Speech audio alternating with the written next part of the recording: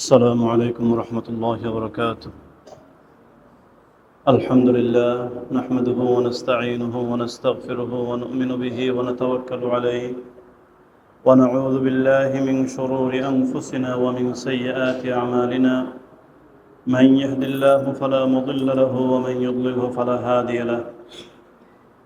أما بعد فأعوذ بالله من الشيطان الرجيم.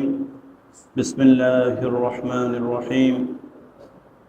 أأنتم أشد خلقا أم السماء بناها رفع سمكها فسواها وأغطش ليلها وأخرج ضحاها والأرض بعد ذلك دحاها أخرج منها ماءها ومرعاها والجبال أرساها متاعا لكم ولأنعامكم فإذا جاءت الطامة الكبرى. صدق الله العظيم. بارك الله لنا ولكم في القرآن العظيم.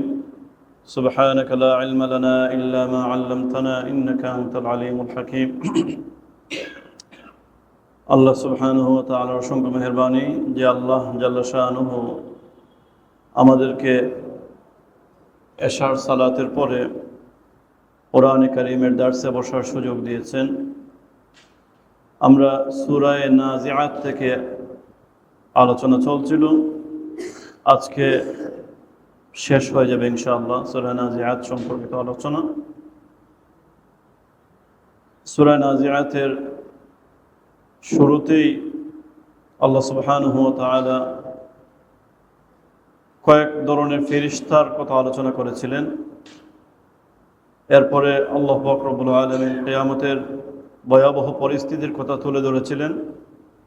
এরপরে গত সপ্তাহে আমরা দেখেছি আল্লাহ পাক রব্বুল আলামিন আমাদেরকে ইতিহাস থেকে শিক্ষা নেওয়ার কথা বলেছিলেন। আল আতাকা হাদিসু মূসা, নবীজি সাল্লাল্লাহু আলাইহি ওয়াসাল্লামকে উদ্দেশ্য করে তিনি মূসা আলাইহিস সালাতু ওয়াস সালামের কাহিনী কিছু বর্ণনা করে ইতিহাস থেকে শিক্ষা নেওয়ার কথা বলেছিলেন। আজকে আমরা আলোচনা করব যে আয়াত থেকে। আয়াতটা হচ্ছে আআনতুম আশাদ্দু খালকান আমিস সামাউ বানাহা, ২৭ নম্বর আয়াত। আমরা আগের আলোচনা যদি মনোযোগ দিয়ে শুনে থাকি তাহলে আমরা দেখি আগের আলোচনায় মক্কার মুশরিকরা আল্লাহ রাসূল সাল্লাল্লাহু আলাইহি ওয়াসাল্লাম মক্কার মুশরিকদেরকে বারবার কিয়ামতের কথা বলেছিলেন, কিয়ামতের ব্যাপারে তাদেরকে সতর্ক করছেন, আর তারা বারবার অস্বীকার করছিল। তারা ভাবছিল যে কিয়ামত হবে না। তারা সন্দেহের মধ্যে কোনো সময় পড়ে, কোনো সময় অস্বীকার করে।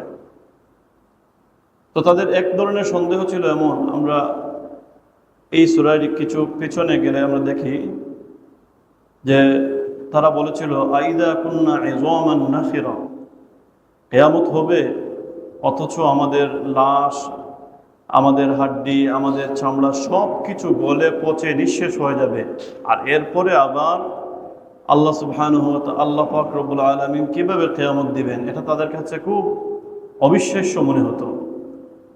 এই কারণে বলছিল আইদা কুন্না ইযামান নাখিরা, যে গলে যাওয়ার পরেও কিভাবে তিনি আবার এটা সৃষ্টি করবেন। এই কথাগুলো কার ব্যাপারে? তারা তাদের নিজেদের ব্যাপারে, অর্থাৎ মানুষদের ব্যাপারে এগুলো বলছিল। কার ব্যাপারে?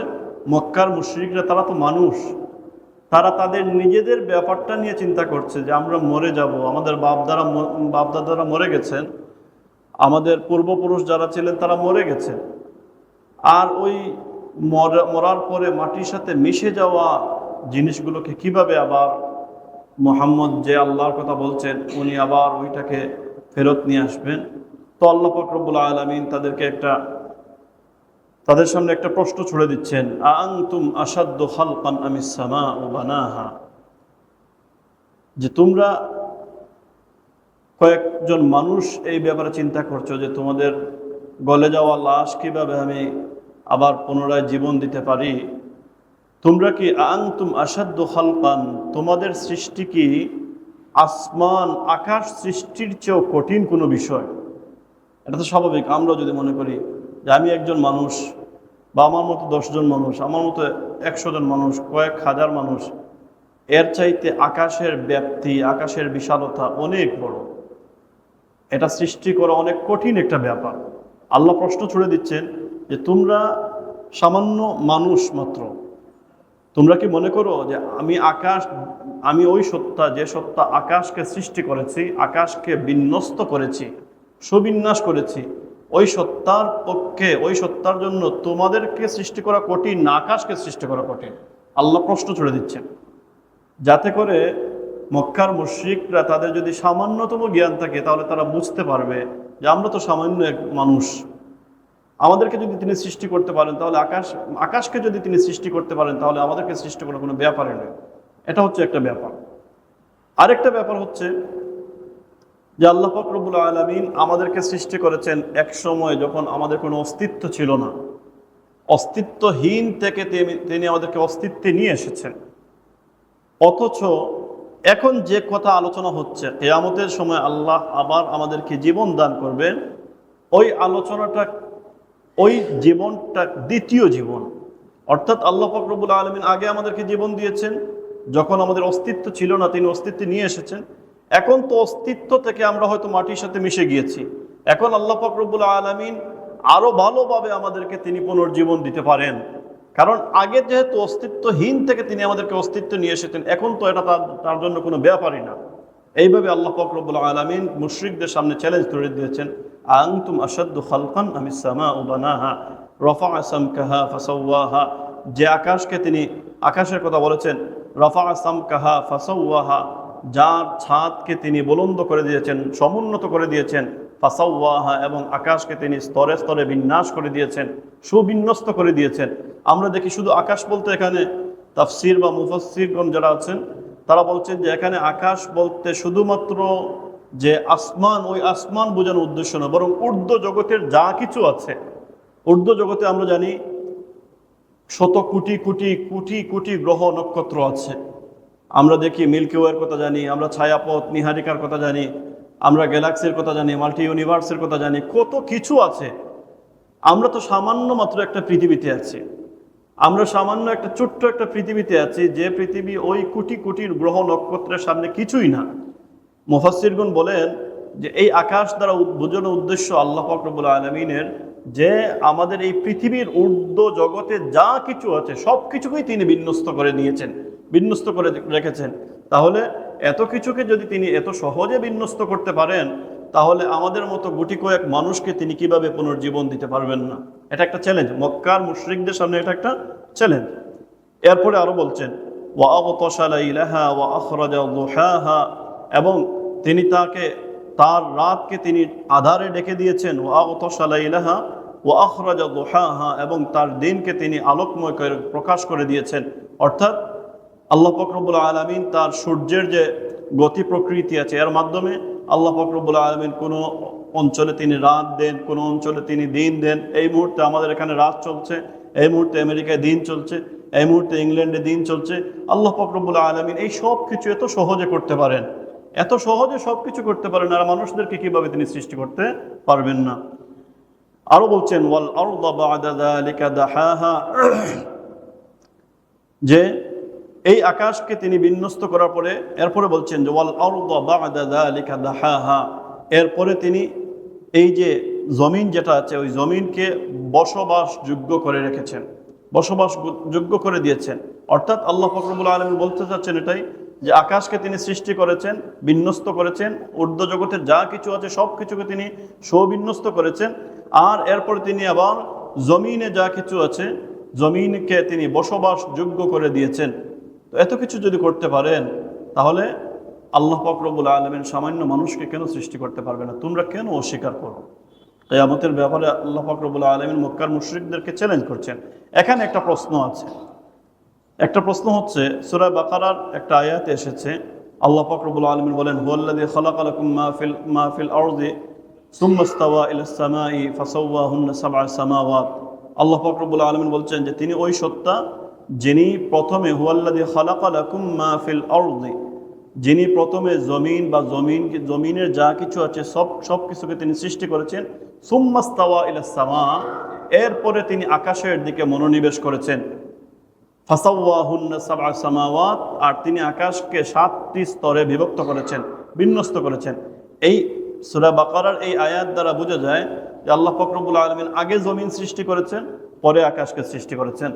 আর এই আয়াত, এখন যে আয়াতটা পড়লাম সূরা নাজিআতের, আমরা আমাদের আজকের যে আলোচনা, এই আলোচনায় বোঝা যায় আল্লাহ বলছেন যে আগে আকাশের দিকে তিনি আকাশকে বিন্যস্ত করেছেন, ওয়াল আরদা বা'দা যালিকা দাহাহা, এবং পরবর্তীতে তিনি বা'দা যালিকা, বা'দা মানে পরে, এরপরে তিনি জমিনকে বসবাসযোগ্য করে দিয়েছেন, জমিনকে সুবিন্যস্ত সমতল স্তরে পরিণত করেছেন।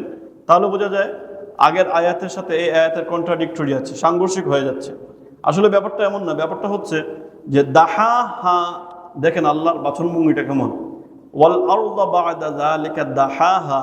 এই দাহাহা শব্দের অর্থ হচ্ছে যে কোনো জিনিসকে তার ক্ষেত্রে উপযোগী করে তোলা, কোনো জিনিসকে তার ক্ষেত্রে উপযোগী করে তোলা। আমরা মনে করেন একটা ভবন যদি আমি নির্মাণ করি, তাহলে এই ভবনটার নির্মাণ হয়েছে একটা কথা, আর একে এই ভবনে বসবাস শুরু করা অনেক পরের ব্যাপার। ভবনটা যখন নির্মাণ হবে, তার ফিনিশিং কাজ যেগুলো আছে এগুলো করার পরে বাড়ির মালিক যিনি, তিনি বাহিরের কাজগুলোর দিকে মনোনিবেশ করবেন, যে গেট ঠিক করবেন, তার বাহিরের যে লন যেটা আছে এই লনটাকে ঠিক করবেন, এইগুলো সবগুলো ঠিক করার পরে এরপরে বলবেন যে না, আমার এই বাড়িটা বসবাসের উপযোগী হয়েছে।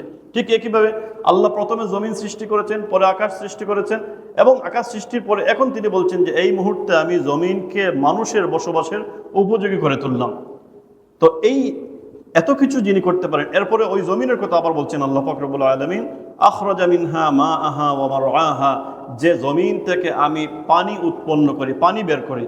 আমরা দেখি, আমরা যখন কোদাল দিয়ে কিছু নিচে মাটির দিকে যাই, তখন নিচ থেকে পানি উদ্গত হয়। আমরা দেখি যখন কুয়া খনন করি, তখন কুয়ার নিচ থেকে পানি বের হয়। আল্লাহ পাক রব্বুল আলামিন একটা সিস্টেম করে দিয়েছেন আমাদের জন্য। এটা একটু পরেই আছে যে মাতা আল্লাকুম ওয়া লিআনআমিকুম, এটা তোমাদের জীবন উপকরণের জন্য এবং তোমাদের গৃহপালিত যারা আছে পশু, এদের জীবন উপকরণের জন্য আমি এগুলো করে দিয়েছি। তো এই আল্লাহ বলছেন আখরাজা মিনহা মাআহা, যে এই জমিন থেকে তিনি পানি উৎপন্ন করে দেন, পানি বের করে দেন, ওয়া মারআহা, এবং তৃণভূমিতে তিনি রূপান্তর করেন। মারআ মানে যেখানে ছাগল গরু এইগুলা চড়ানো হয়, এই যে তৃণভূমি উদ্ভিদ যেগুলো আছে এইগুলোকে আল্লাহ পাক রব্বুল আলামিন ব্যবস্থা করে দিয়েছেন এই জমিনের মধ্যে। ওয়াল জিবালা আরসাহা, এবং আল্লাহ পাক রব্বুল আলামিন এই জমিনটা যাতে হেলে না যায়, জমিনটা যাতে দুলে না উঠে, এই কারণে আল্লাহ পাক রব্বুল আলামিন পাহাড়ের ব্যবস্থা করেছেন, যে এই পাহাড়গুলো পেরেক স্বরূপ, আগেও আমরা বলেছি সূরা নাবার মধ্যে, পাহাড়গুলো হচ্ছে পেরেক স্বরূপ, যাতে জমিনকে স্থিতিশীল করে রাখতে পারে। তো এই সব কিছু দিয়ে আল্লাহ এটাই বোঝাতে চাচ্ছেন যে, এরপরে আল্লাহ বলছেন মাতা আল্লাকুম ওয়া লিআনআমিকুম, যে এই সব কিছু দিয়ে তিনি বোঝাতে চাচ্ছেন যে তোমাদের জন্যই এগুলো করা হয়েছে। প্রথমত হচ্ছে একটা চ্যালেঞ্জ, যে চ্যালেঞ্জটা যে আল্লাহ পাক রব্বুল আলামিন বলছেন এত বিশাল বিশাল জিনিসের বর্ণনা আমি তোমাদের সামনে দিচ্ছি। আমি আকাশ সৃষ্টি করেছি, ঊর্ধ্ব জগতে কত কোটি লক্ষ গ্রহ নক্ষত্র আছে, এগুলো সব কিছু সৃষ্টি করেছি। এগুলো যদি আমি শক্তিমান সত্তা করতে পারি, এবং তোমরা যে জমিনে আছো এই জমিনটাকে আমি সৃষ্টি করেছি, জমিনটাকে তোমাদের বসবাসের উপযোগী করে দিয়েছি, আবার এই জমিনটা যাতে হেলে না দুলে, ঠিক এই কারণে আল্লাহ পাক রব্বুল আলামিন বলছেন আমি এই জমিনকে পেরেক স্বরূপ পাহাড় স্থিতিশীল হিসাবে রেখে দিয়েছি। এত কিছু করেছি শুধুমাত্র মাতা আল্লাকুম ওয়া লিআনআমিকুম, মাতা আল্লাকুম ওয়া লিআনআমিকুম, তোমাদের জীবন উপকরণের জন্য, তোমরা যাতে বাঁচতে পারো, এখানে তোমরা যাতে সহজভাবে এই দুনিয়ার জীবনটা পার করে যেতে পারো, এবং তোমাদের যে আশপাশে যারা থাকবে, অর্থাৎ গৃহপালিত পশু যেগুলোর মাধ্যমে তোমরা বেঁচে থাকবে, এইগুলোর জন্য আমি এই জমিনটাকে উপযোগী করে দিয়েছি। এরপরেও তোমরা কি আমাকে অস্বীকার করবে? এরপরেও তোমরা কি আমার শক্তির উপরে প্রশ্ন তুলবে? এরপরেও তোমরা কি বলতে চাইবে যে আমি কিয়ামত সংগঠন করতে পারবো না? এটা আল্লাহর পক্ষ থেকে একটা প্রশ্ন ছিল। আনতুম, আরবিতে আ শব্দ, যে হামজা জবর আ, এটা দ্বারা প্রশ্ন করা হয়, এই কারণে আল্লাহ পাক রব্বুল আলামিন প্রশ্ন ছুড়ে দিয়েছেন। এরপরে আল্লাহ বলছেন ফাইদা, এখন তো বলে দিয়েছেন সবকিছুই, ফাইদা জাআতিত তাম্মাতুল কুবরা, আল্লাহ পাক রব্বুল আলামিন বলেন এত কিছু বললাম, এখন যখন ফাইদা জাআতিত তাম্মাতুল কুবরা, এখন যখন মহা বিপদ তোমাদের উপর ছেয়ে যাবে। তাম্মা বলা হয় এমন বিপদ, যে বিপদ আসলে পরে সবকিছু ছারখার করে নিয়ে যায়। এমন বিপদ যে বিপদ আসলে পরে বাঁচার কোনো আশাই থাকে না, এমন মহা বিপদ। এরপরেও আল্লাহ পাক রব্বুল আলামিন বলছেন যে মানে কিয়ামতের ভয়াবহ পরিস্থিতির কথা তুলে ধরতে গিয়ে বলেছেন যে এই তম্মা শব্দ, তম্মা মানেই হচ্ছে মহা বিপদ, যে বিপদের কোনো শেষ নাই। এরপরে আল্লাহ আবার বলছেন আল কুবরা ফাইদা জাতি তম্মাতুল কুবরা, বড় ধরনের মহা বিপদ। অর্থাৎ কিয়ামত যেমন তেমন কোনো বিষয় নয়, কিয়ামত হচ্ছে এমন একটা কঠিন পরিস্থিতি, যে পরিস্থিতি সাধারণ কোনো পরিস্থিতির সাথে কোনোভাবেই তুলনা করলে চলবে না, বরং লক্ষ কোটি গুণ বেশি ভয়াবহ অবস্থা নিয়ে যে পরিস্থিতি আমাদের সামনে আসবে, সেই পরিস্থিতির নাম হচ্ছে কিয়ামত। আল্লাহ পাক রব্বুল আলামিন বলবেন ওই কিয়ামত আচানক তোমাদের সামনে চলে আসবে। তোমরা তো এখন অস্বীকার করছো, কিন্তু কিয়ামত তো আসবে, তো আসবেই। তখন তোমরা কি করবে? ইয়াউমা ইয়াতাযাক্কারুল ইনসানু মা সাআ। আল্লাহ পাক রব্বুল আলামিন বলেন যে ইয়াউমা ইয়াতাযাক্কারুল ইনসানু মা সাআ, তখন মানুষ তারা স্মরণ করবে, ইয়াউমা ইয়াতাযাক্কারুল ইনসানু মা সাআ, তারা কি করে এসেছে। কিন্তু কিয়ামত এসেই গিয়েছে, বিপদটা এসেই পড়েছে। এখন তারা চিন্তা করতে লাগবে যে আমি অতীতে কি করেছি। আমাদের দেখবেন, আমরা যখন বিপদে পড়ি, কোনো সময় বিপদে পড়ার সাথে সাথে আমার যত অপরাধ আছে সবগুলো অপরাধ মনে হয়ে যায়। ইস, ওইটা যদি না করতাম তাহলে আজকের মনে হয় এই বিপদে আমি পড়তাম না। অমুক মানুষের যদি হকটা নষ্ট না করতাম তাহলে মনে হয় আজকে আমাকে আল্লাহ এই পরীক্ষা ফেলতেন না। এইভাবে অনেক অপরাধের কথা মানুষ তৎক্ষণাৎ মনে হয়ে যায়, এবং সে ওইটা থেকে তাওবা করতে থাকে। যদি তার ঈমান থাকে তাহলে সে তাওবা করে যে আল্লাহ আর কোনোদিন এরকম পাপ করব না। যখন বিপদে পড়ে, কোরআন কারীমের অন্যান্য কয়েক আয়াতে এসেছে, একটা আয়াতে এসেছে ফাইদা মাসাল ইনসানা যুররুন দাআনা সুম্মা ইযা খাওয়ালনাহু নি'মাতাম মিন্না ক্বালা ইন্নামা উতীতুহু আলা ইলম। আল্লাহ বলছেন যখন সে বিপদে পড়ে তখন আমাকে খুব মনোযোগ দিয়ে ডাকতে থাকে, তখন তার পূর্বের যত পাপ আছে সবগুলো পাপ থেকে সে তওবা করে। যে যুররুন দাআনা, আমাকে এমনভাবে ডাকতে থাকে যে তখন আমি কি করি, সুম্মাইদা খাওয়ালনাহু নি'মাতাম মিন্না, এরপর যখন আমি কিছু অনুগ্রহ করে তাকে ওই বিপদ থেকে মুক্তি দান করি, এরপরে সে বলে কি ক্বালা ইন্নামা উতীতুহু আলা ইলম। এখন সে আবার ভুলে যায়, ওই যে ঠিকঠাক মতো বেঁচে গেছে বা ভালোভাবে সে আসতে পেরেছে, এখন বলে ইন্নামা উতীতুহু আলা ইলম, যে কিছু জ্ঞান ছিল বলেই আমি আজকে উদ্ধার হতে পেরেছি। নাউজুবিল্লাহ। তো এই আল্লাহ পাক রব্বুল আলামিন বলছেন যে কিয়ামত যখন আচানক সংঘটিত হয়েই যাবে, ইয়াউমা ইয়াতাযাক্কারুল ইনসানু মা সাআ, তখন মানুষ হিসাব নিকাশ করতে লাগবে। আল্লাহর দরবারে তখন তো দাঁড়িয়ে গিয়েছে, এখন সে হিসাব করতে লাগবে যে ইস, নামাজ পড়লাম না কেন, ইস আল্লাহর উপর ঈমান আনলাম না কেন, ইস রোজা রাখলাম না কেন, ইস রাসূলের কথা মানলাম না কেন, কেন রাসূলকে অস্বীকার করলাম। তখন তার সব কিছু আস্তে আস্তে মনে আসতে থাকবে, কিন্তু ওই সময় আর কোনো কাজে আসবে না।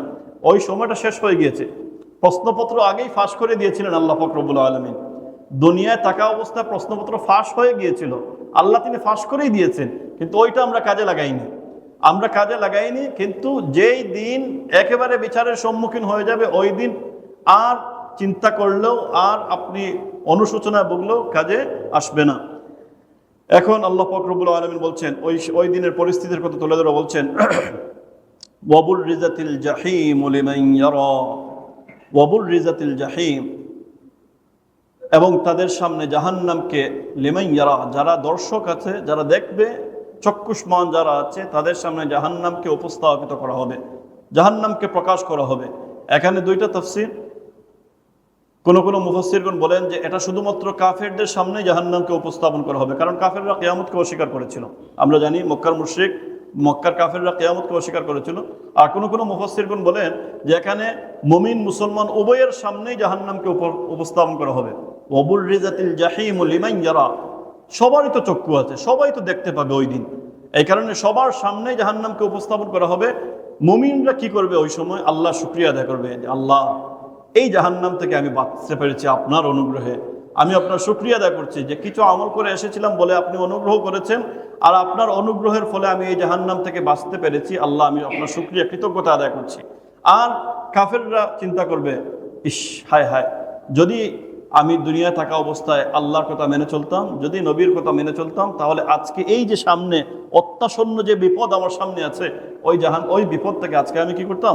মুক্তি পেতে পারতাম। কিন্তু ওই সময় আর কোনো কাজ হবে না। এখন আল্লাহ পাক রব্বুল আলামিন বলেন এই জাহান্নামটা কার জন্য?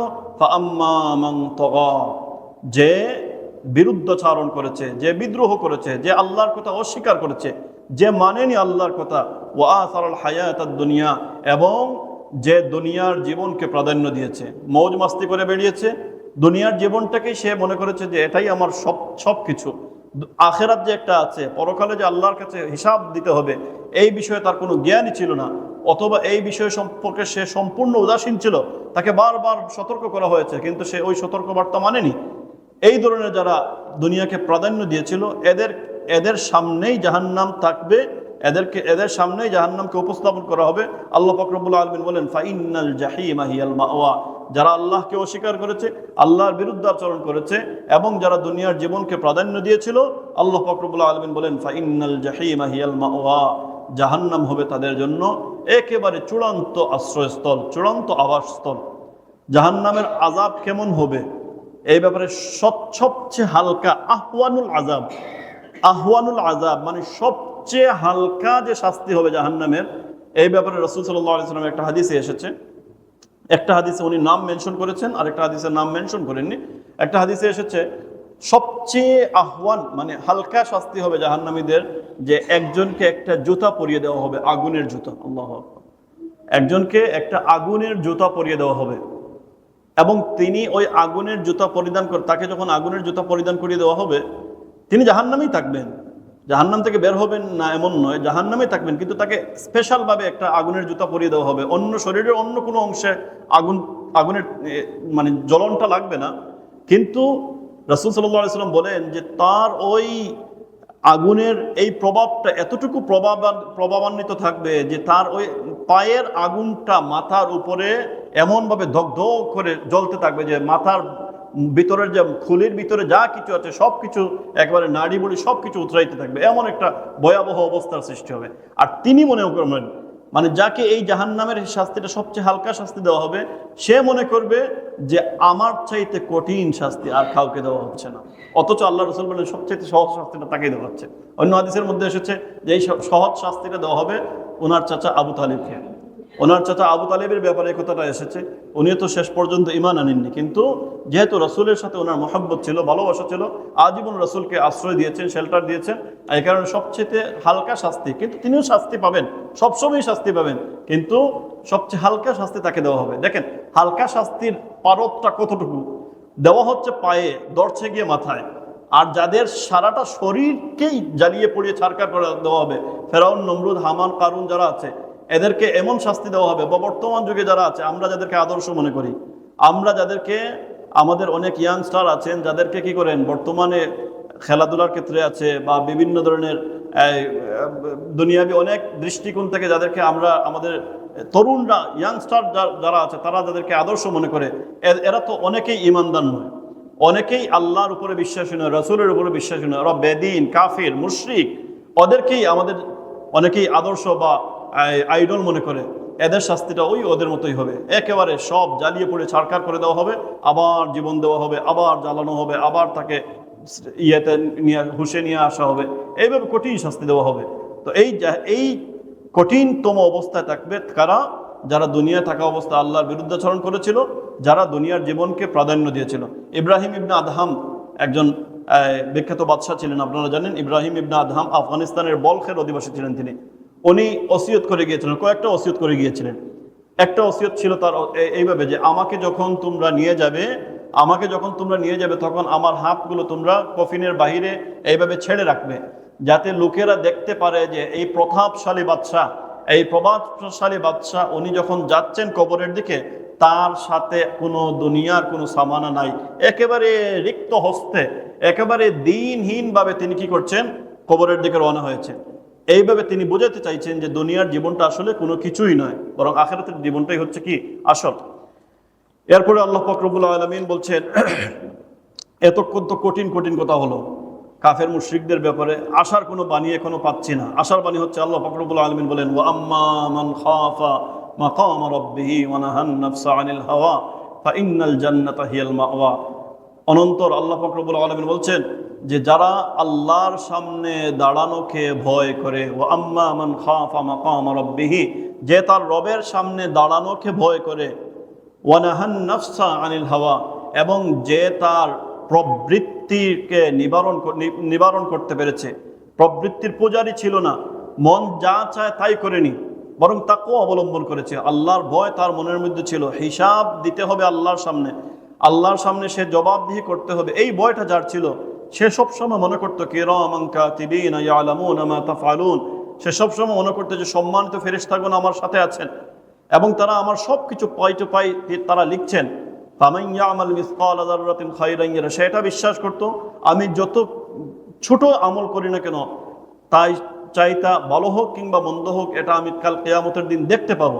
এই বিশ্বাসটা যার মধ্যে ছিল, আর সে প্রবৃত্তির তাড়নায় মন যা চায় তা সে করেনি, বরং আল্লাহ যা চেয়েছেন তা করেছে, নবীজি যা চেয়েছেন তা করেছে। এমন যদি হয়, ফা ইন্নাল জান্নাতা হিয়াল মাওয়া, আল্লাহ পাক রব্বুল আলামিন বলেন, তখন এই ধরনের ব্যক্তিদের ঠিকানা হবে, শেষ আশ্রয়স্থল হবে, চূড়ান্ত আবাসস্থল হবে জান্নাত। জান্নাত হিয়াল মাওয়া, এই ধরনের মানুষ যারা থাকবে, আল্লাহকে যারা ভয় করবে, আল্লাহর নবীজির পথে যারা চলবে, এদের ব্যাপারে আল্লাহ পাক রব্বুল আলামিন বলছেন যে তাদের ঠিকানা হবে জান্নাত। তাহলে আমরা দুই ধরনের মানুষের কথা জানলাম, যারা দুনিয়া থাকা অবস্থায় আল্লাহর বিরুদ্ধাচরণ করে, দুনিয়ার জীবনকে যারা প্রাধান্য দেয় তাদের ঠিকানা হচ্ছে জাহান্নাম। আর যারা দুনিয়ার জীবনকে প্রাধান্য দেয় না, বরং আল্লাহর কাছে জবাবদিহির ভয় করে এবং দুনিয়াতে চলার পথে কোনো ধরনের দুর্নীতির আশ্রয় নেয় না, কোনো প্রশ্ন ফাঁসের সাথে জড়িত থাকে না, এই ধরনের যারা থাকবে, এই ধরনের ব্যাপারে আল্লাহ পাক রব্বুল আলামিন বলেন ফা ইন্নাল জান্নাতা হিয়াল মাওয়া, তাদের কি, তাদের শেষ ঠিকানা হবে জান্নাত। তো আমরা জান্নাতের প্রত্যাশী ইনশাআল্লাহ। এরপরে আল্লাহ পাক রব্বুল আলামিন আরেকটা চ্যাপ্টার শুরু করছেন, শেষ হয়ে যাবে ইনশাআল্লাহ। ইয়াসআলুনাকা আনিস সাআতি আইয়ানা মুরসাহা, সূরা নাজিআতের শেষ দিকে ছোট্ট একটা অধ্যায়, যে আল্লাহ পাক রব্বুল আলামিন বলছেন ইয়াসআলুনাকা আনিস সাআতি আইয়ানা মুরসাহা, যে হে নবী, আপনাকে মক্কার মুশরিকরা জিজ্ঞেস করবে আইয়ানা মুরসাহা, কিয়ামত কখন আসবে। তারা বারবার এটা জিজ্ঞেস করত, বারবার এটা জিজ্ঞেস করত, কারণ তারা তো বিশ্বাস করতো না। তারা যেহেতু বিশ্বাস করতো না, আমাদের সমাজে দেখবেন কাউকে যদি আমরা ঠাট্টা মস্করা করতে চাই, তাহলে সে যে জিনিসটাকে মানতে চায় না বা যে জিনিসটা তার ভালো লাগে না, ওই জিনিসটা নিয়ে তাকে আমরা বারবার কি করি, ঠাট্টা করি, মস্করা করি। তো তারা এটাই করতো যে কিয়ামত তো বিশ্বাস করতোই না, বরং রাসূলকে উত্তেজিত করার উদ্দেশ্যে, রাসূলের সাথে বিদ্রুপ করার উদ্দেশ্যে, রাসূলের সাথে ঠাট্টা মস্করা করার উদ্দেশ্যে বারবার তারা জিজ্ঞেস করতো, আপনি যে বলেন কিয়ামত কিয়ামত হয়ে যাবে, তাহলে কিয়ামতটা কবে হবে? কিয়ামত হবে তাহলে কবে হবে, হচ্ছে না কেন এখনো? এইভাবে তারা বারবার জিজ্ঞেস করতো। ইয়াসআলুনাকা আনিস সাআতি আইয়ানা মুরসাহা, এর জবাবে আল্লাহ পাক রব্বুল আলামিন বলেন, অন্য একটা আয়াতে এসেছে, যে ওই সেম একটা আয়াত এসেছে সূরা আরাফের একটা আয়াত, আল্লাহ পাক রব্বুল আলামিন বলছেন ইয়াসআলুনাকা আনিস সাআতি আইয়ানা মুরসাহা কুল ইন্নামা ইলমুহা ইনদা রাব্বি, হে নবী আপনি বলে দিন যে এই কিয়ামতের সঠিক জ্ঞান আমার কাছে নয়, এবং আমার রবের কাছে আছে। আমি তো বলে যাচ্ছি কিয়ামত হবে, কিন্তু কোন দিন হবে, ডেটটা কবে, কোন তারিখে হবে, এটা আমার দ্বারা বলা সম্ভব নয়। ইলমুহা ইনদা রাব্বি, এটার জ্ঞান একমাত্র আমার রবের কাছেই আছে। কিন্তু কিয়ামত হবে এটা তো নিশ্চিত। এটার উদাহরণটা মনে করেন আমাদের, আমরা সহজভাবে যেটা বুঝি, যে আমরা সবাই মানুষ, সবাই মরণশীল, মরণশীল না? আমরা সবাই মৃত্যুবরণ করব, মৃত্যুবরণ করব এটা তো নিশ্চিত, কিন্তু কে কোন দিন মারা যাবে এটা কি জানা আছে? এটা জানা নাই। এই ঠিক ব্যাপারটা এরকম, কিয়ামত হবে এটা নিশ্চিত, কিন্তু কিয়ামত কোন দিন হবে এটা রাসূল সাল্লাল্লাহু আলাইহি সাল্লামের কি নাই, জানা নাই। যেভাবে আমাদের মৃত্যু সম্পর্কে আমাদের কি নাই, জানা নাই। আল্লাহ পাক রব্বুল আলামিন বলছেন ফিমা আনতা মিন যিকরাহা, সে সময়ের ব্যাপারে, সে সময়ের কথার সাথে আপনার কি সম্পর্ক? অর্থাৎ আপনি তো জানেন না, আপনি তো জানেন না কিয়ামত কোন দিন হবে। তাদেরকে বলে দিন যে এটার জ্ঞান আমার কাছে নাই। ইলা রাব্বিকা মুনতাহাহা, এটার জ্ঞান আছে, এটার চূড়ান্ত হিসাবটা আছে, চূড়ান্ত জ্ঞানটা আছে। ইলা রাব্বিকা, আপনি বলে দিন যে তোমার রবের কাছেই এর চূড়ান্ত হিসাব আছে। এই কিয়ামতের চূড়ান্ত ডেট কোন দিন, কোন সময় কিয়ামত হবে না হবে, একটা সব আছে আল্লাহ সুবহানাহু ওয়া তাআলার কাছে। আমার কাছে কোনো কিছুই নেই, বরং আমি তোমাদেরকে একটা আবশ্যম্ভাবী সত্যের দিকে আমি তোমাদেরকে উৎসাহ দিচ্ছি যে কিয়ামত হবে, অতএব তোমরা সতর্ক হয়ে যাও। আল্লাহ পাক রব্বুল আলামিন বলছেন ইন্নামা আনতা মুনযিরু মান ইয়াখশাহা, নিশ্চয় আমি তোমাদেরকে তোমাদের ব্যাপারে সতর্ককারী। ইন্নামা আনতা মুনযিরু, নিশ্চয় আল্লাহ বলছেন হে নবী আপনি নিশ্চয় তাদের ব্যাপারে, যারা ওই কিয়ামত দিবসকে ভয় করবে, তাদের ব্যাপারে আপনি সতর্ককারী। ওই যে একটু আগে বললাম যে আমি মৃত্যুর ব্যাপারে আপনাকে সতর্ক করতে পারি, আপনি মৃত্যুর ব্যাপারে আমাকে সতর্ক করতে পারেন। আমি যদি ব্যাপতে চলি, আমি যদি সঠিক মতো চলাফেরা না করে, আপনি বলতে পারেন যে আপনি এইভাবে চলছেন, মৃত্যুর ভয় করেন, একদিন তো মারা যাবেন। আমরা বলি না এমন যে বৃদ্ধ হয়ে যাচ্ছেন, এখনো নামাজ কালাম ধরছেন না। মৃত্যুকে ভয় করেন। আপনি তো মৃত্যু বরণ করবেন, আল্লাহর কাছে আপনাকে জবাবদিহি করতে হবে। এই মৃত্যুটার কথা ভয় করেন, কিন্তু কোন দিন মৃত্যু হবে সেটা আমিও জানি না, আপনিও জানেন না। ঠিক একইভাবে আল্লাহ পাক রব্বুল আলামিন বলছেন যে যারা কিয়ামতকে অস্বীকার করে, যারা কিয়ামতের ব্যাপারে বিশ্বাস করে, এদের ব্যাপারে আপনি সতর্ককারী। কেবল এতটুকুই, আপনি সতর্ক করে যান। আপনার দায়িত্ব কিয়ামতের সঠিক তারিখ সম্পর্কে জানা, এটা আপনার কোনো দায়িত্ব নয়। আপনার দায়িত্ব হচ্ছে আপনি সতর্ক করে যাবেন। কাআন্নাহুম ইয়াওমা ইয়ারাউনাহা লাম ইয়ালবাসু ইল্লা আশিয়াতান আও দুহাহা। আল্লাহ পাক রব্বুল আলামিন শেষ ফিনিশিংটা দিচ্ছেন এভাবে যে তারা এতদিন অস্বীকার করে এসেছে, এতদিন তারা মানেনি, এখন দীর্ঘদিন তারা কবরে থাকার পরে, আজ থেকে কয়েক হাজার হাজার বৎসর পরে যখন কিয়ামত হবে, বা যেদিন হোক, তাদের মৃত্যুর কয়েক হাজার বৎসর পরে, কয়েক শত বৎসর পরে যখন কিয়ামত সংগঠিত হবে, আর যখন সে আচানক আল্লাহর সামনে দাঁড়াবে, কাআন্নাহুম ইয়াওমা ইয়ারাউনাহা, উঠেই দেখবে কিয়ামত সংগঠিত হয়ে গিয়েছে। ইসরাফিল আলাইহিস সালামের সিঙ্গার ফু যখন হবে, আর সবাই যখন পুনর্জীবন লাভ করেই দেখবে ইয়া মালিক, আমরা তো একবারে রবের সামনে দাঁড়িয়ে আছি। এই সময় তার মনে হবে ইয়াউমা ইয়ারাউনাহা লাম ইয়ালবাসু ইল্লা আশিয়াতান আও দুহাহা, ইস, দুনিয়ার যে জীবনটা ছিল, এই জীবনটা তো মাত্র ক্ষণিকের জীবন ছিল। তারা বিশ্বাস করবে এটা, লাম ইয়ালবাসু ইল্লা আশিয়া, হয়তো একটা বিকেল তারা কাটিয়েছে, আও দুহাহা, অথবা একটা সকাল তারা কাটিয়েছে, মাত্র ক্ষণিকের জীবন ছিল। আমরা তো বলি না যে ক্ষণিকের মুসাফির, দুনিয়ার জীবনটা হচ্ছে ক্ষণিকের মুসাফিরখানা। তো এই তারা, যারাই দুনিয়ায় থাকা অবস্থায় কিয়ামতকে অস্বীকার করেছিল, তারাই কাল কিয়ামত যখন সংগঠিত হয়ে যাবে, আল্লাহ বলছেন, তখন তারা বলবে, ইস, মাত্র ক্ষণিকের একটা মুহূর্ত ছিল দুনিয়া। ওই সময় যদি আমরা আল্লাহকে ভয় করতাম, ওই সময় যদি আমরা আল্লাহকে মেনে নিতাম, তাহলে আজকে এই আফসোসের মধ্যে আমরা পড়তাম না। আমরা দেখেছি সূরা নাবার মধ্যে আছে, ইয়া লাইতানি কুনতু তুরাবা, ইয়া লাইতানি, কাফেররা বলবে যে যদি আমরা মাটি হয়ে যেতাম। ওই সময় শুধু আফসোস করবে, কিন্তু ওই সময় আফসোস করলে কি হবে না, কোনো কাজে আসবে না। তো এই ছিল আমাদের সূরা নাজিআতের মূল বিষয়গুলো আমরা আলোচনা করলাম। এখান থেকে যে বিষয়গুলো আমরা পেয়েছি, একটা হচ্ছে যে কিয়ামত সম্পর্কে আমরা একটা ধারণা পেয়েছি যে কিয়ামত হবে, আল্লাহ পাক রব্বুল আলামিন কিয়ামত কিভাবে সংগঠন করবেন এটার ব্যাপারে তিনি আলোচনা করেছেন। আরেকটা যেটা বিষয়, সেটা হচ্ছে ইতিহাস থেকে আমাদেরকে লেসন নিতে হবে, শিক্ষা নিতে হবে। ইতিহাস থেকে আল্লাহ পাক রব্বুল আলামিন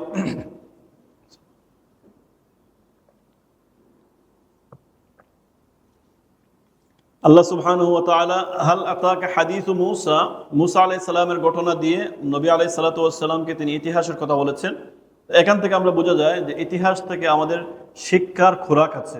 এই কারণে যে কোনো প্রয়োজনে আমরা ইতিহাস থেকে শিক্ষা নিতে পারি। এরপর এই ফেরাউনের একটা পরিণতির কথা বলেছিলেন, ফাআখাযাহুল্লাহু নাকালাল আখিরাতি ওয়াল উলা। ফেরাউন বলেছিল, আনা রাব্বুকুমুল আ'লা, আমি তোমাদের সবচেয়ে বড় রব। আল্লাহ পাক রব্বুল আলামিন তাকে দৃষ্টান্তমূলক শাস্তি দিয়েছেন যে তার শরীরটাকে এখনো পচাতে দেননি। আল্লাহ পাক রব্বুল আলামিন তার শরীরটাকে এখনো বেছে রেখেছেন। সে যদিও বেছে নেই, কিন্তু তার শরীরটাকে অক্ষত রেখেছেন। এটা কেন? নাকাল আল আখিরাতি ওয়াল উলা, দুনিয়া এবং আখিরাতের শাস্তি হিসাবে। আখিরাতের শাস্তি তো আছেই, আর দুনিয়াতেও এটা মানুষের জন্য দৃষ্টান্ত রেখে দিয়েছেন যে আল্লাহর বিরুদ্ধাচরণ করলে এর পরিণাম কি হতে পারে, তোমরা ফেরাউনকে দেখে শিক্ষা নাও। এইভাবে আল্লাহ পাক রব্বুল আলামিন শিক্ষা দিয়েছেন। এরপরে আল্লাহ পাক রব্বুল আলামিন আজকের যে আলোচনা, যে আনতুম আশাদ্দু খালকান, আল্লাহর শক্তিমত্তার কথা এখানে উল্লেখ করেছেন। যে আল্লাহ পাক রব্বুল আলামিন বলতে চাচ্ছেন, তোমরা মানুষ তো সামান্য জিনিস, আমি এর চেয়ে তো কঠিন শক্তিমান কোনো বিষয়কে যদি সৃষ্টি করতে পারি, তাহলে তোমাদের মানুষকে দ্বিতীয়বার সৃষ্টি করা আমার জন্য কোনো ব্যাপারই নয়। তো এই ছিল মূলত এই বিষয়গুলোর সূরা নাজিআতের মূল আলোচনা। আমরা কয়েক সপ্তাহে সূরা নাজিআতের আলোচনা শেষ করলাম। আগামী সপ্তাহে ইনশাআল্লাহ সূরা নাজিআত থেকে একটা এক্সাম হবে। আপনারা পরীক্ষা দিবেন তো ইনশাআল্লাহ? পরীক্ষা দিলে পুরস্কারও আছে। গত সপ্তাহে আগের পরীক্ষায় যেভাবে পুরস্কার পেয়েছিলেন, এই সপ্তাহে ইনশাআল্লাহ আমরা বই পুরস্কার দিব, ভালো মানের বই থাকবে। আগামী সপ্তাহে 10টা প্রশ্নের উপরে পরীক্ষা হবে। গত সপ্তাহে পরীক্ষা ছিল 15টা, একটু কমিয়ে নিয়েছি। 10টা প্রশ্ন থাকবে, সংক্ষিপ্ত সহজ প্রশ্ন থাকবে, কোনো অসুবিধা নেই। আপনারা সবাই থাকবেন ইনশাআল্লাহ, আর পরীক্ষায় অংশগ্রহণ করবেন। আল্লাহ পাক রব্বুল আলামিন আমাদেরকে বোঝার তৌফিক দান করুন। ওয়া আখিরু দাওয়ানা আলহামদুলিল্লাহি রাব্বিল আলামিন।